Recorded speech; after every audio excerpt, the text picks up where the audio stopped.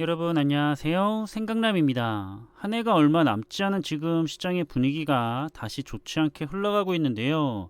그럼 이번에도 시장의 주요 흐름과 이슈들에 대해서 한번 관련된 내용을 살펴보겠습니다. 아쉽게도 간밤에 미국은 흐름이 좋지 못했는데요. 특히나 기술주의 나스닥이 급락을 했습니다. 여러 가지 상황이 맞물리면서 금리가 상승을 하니까 금리에 가장 민감한 기술주가 좋지 않은 영향을 받았고요. 특히 테슬라는 또다시 폭락을 했는데 무려 하루 만에 11% 이상 주가가 내려가 버렸습니다. 왜 그런지에 대해서는 뒤에서 조금 다뤄보려고 하고요. 그리고 반도체 기업인 엔비디아 역시 7% 이상 크게 급락한 모습을 볼 수가 있죠. 따라서 반도체를 비롯해서 대표적인 시장의 기술주 투자 종목들은 모두가 좋지 못한 흐름으로 아쉬운 연말을 보내고 있습니다. 하지만 대부분의 투자자들은 연말보다는 내년 상반기에 새로운 바닥을 보게 될까봐 많은 염려가 있는 것 같고요. 아무튼 테슬라와 메타 플랫폼스가 이번 조종장에서 워낙에 큰 폭으로 하락을 하다 보니까 미국 테크 탑10 ETF에서 편출이 되는 건지 질문을 하시는 분들도 간혹 계시기는 했는데, 그래도 상위 순위권을 아직 지키고 있기 때문에 편출이 될 가능성은 아직은 낮아 보입니다.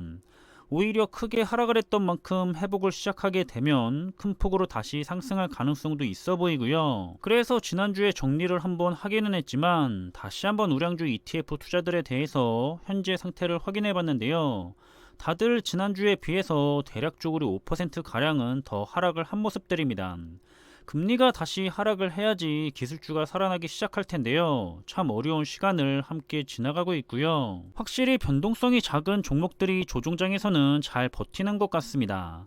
장기적인 성과는 조금 낮더라도 투자는 심리 상태가 굉장히 중요하기 때문에 자신이 변동성에 취약한 성향이라면 확실히 변동성이 낮은 투자 종목들을 선택을 해서 투자를 하는 것이 더 바람직할 것 같고요. 이렇게 금리가 급등을 하면서 가장 피해를 심각하게 보고 있는 기술주인데요. 특히 애플하고 테슬라가 중국의 악재 때문에 함께 힘들어하고 있습니다. 애플의 경우에는 중국의 봉쇄 때문에 아이폰 생산에 차질이 생겼고요. 더불어서 미국의 경기가 둔화가 되면서 이번 4분기 실적이 좋지 않을 것으로 시장은 분석하고 있습니다. 그리고 테슬라 역시 CEO의 리스크에 더해서 역시나 중국의 봉쇄 때문에 계속해서 생산이 중단이 되고 있는데요. 역시나 실적에는 부정적인 영향을 미치게 되겠죠. 너무 중국에게 과도한 의존을 하고 있다고 시장은 부정적으로 바라보고 있습니다. 그래서 현재 애플과 테슬라는 공매도가 많은 주식의 1등과 2등을 차지하고 있을 정도로 상황이 좋지가 않고요. 아무튼 월가에서는 대부분이 내년 증시에 대해서 우울한 전망을 내놓고 있는데, 적어도 상반기에는 약세장이 계속해서 이어질 것으로 보고 있습니다.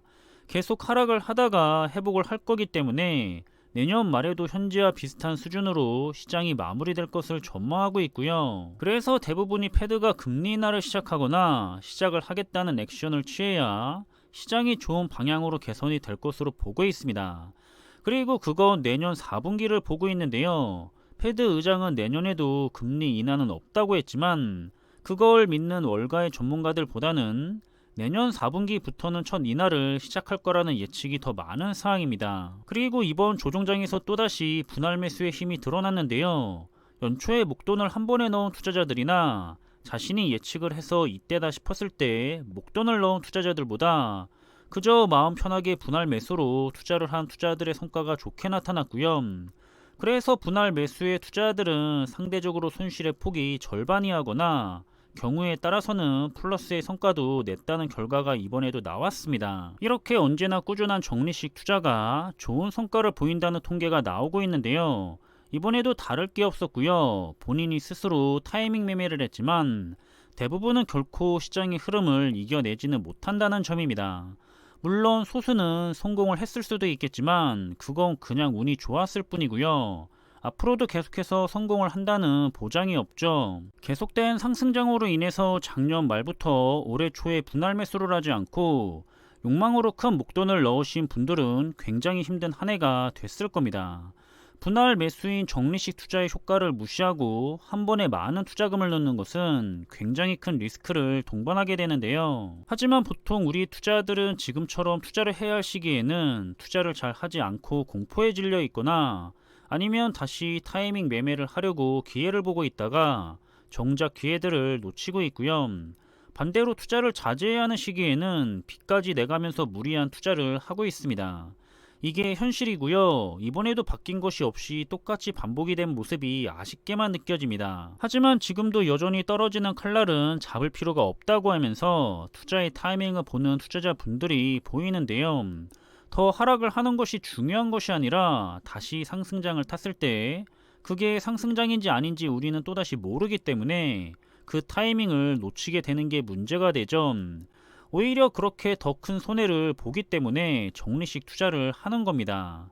우리는 하락이든 상승이든 그 타이밍을 맞출 수가 없다는 점을 반드시 인정을 해야 하고요. 그래서 적리식 투자는 그 효과를 제대로 보려면 매월 꾸준하게 자신이 정한 금액만큼 투자를 이어가는 것이 굉장히 중요합니다. 단기간의 성과가 아니라 장기간의 성과를 좋게 만들려는 투자법이고요. 시장의 역사는 언제나 적리식 투자의 성과가 더 좋았었다는 사실을 잊지 않았으면 좋겠습니다. 힘드시겠지만 결국에는 투자란 인내심 싸움입니다. 자신이 아무리 좋은 종목을 가지고 투자를 해도 인내심이 없으면 투자의 성과를 가져갈 수가 없고요. 그리고 적리식 투자가 타이밍 투자보다 좋다는 사실도 의심스럽겠지만 모든 빅데이터들은 그 효과를 증명하고 있기 때문에 우리는 믿고 투자를 하는 거죠. 시장이 우상향을 한다는 데이터를 믿고 장기 투자를 하고 있는 거와 똑같다고 생각을 하시면 될 것 같습니다. 그럼 이번에 준비한 내용은 여기서 마무리하겠고요. 저는 다음에 더 좋은 정보들을 가지고 다시 찾아뵙겠습니다. 감사합니다.